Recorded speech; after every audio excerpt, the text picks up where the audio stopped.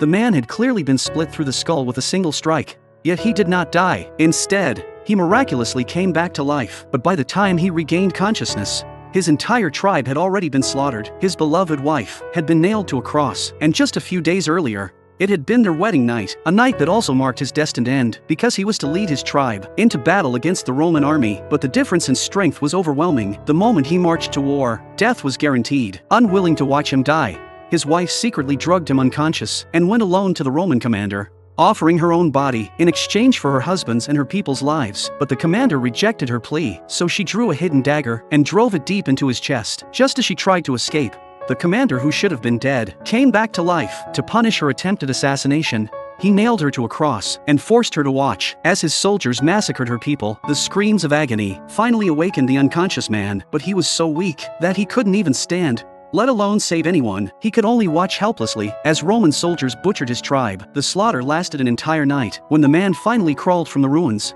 he found corpses scattered everywhere and his love hanging lifeless on a cross. In that instant, he lost all reason. He charged alone into the Roman camp, but he was far too weak. With a single blow, his enemy split open his skull. Terrified, the horse beneath him bolted, dragging his body across the land, with the enemy chasing close behind. Fortunately, the horse carried him into the sacred land of the immortals, where all fighting was forbidden. His pursuer had no choice but to retreat. As time passed, the fatal wound on the man's head slowly began to heal, and when a bolt of lightning struck from the sky, he came back to life. Just as he was reeling in shock, a spirit of the sacred land appeared. It revealed the truth. His real identity was that of an immortal. As long as his head was not severed, he would never die. And his enemy was also one of the immortals. The spirit tried to persuade him to abandon hatred and start a new life, but the man was already consumed by vengeance, and so began his 1,000-year quest for revenge.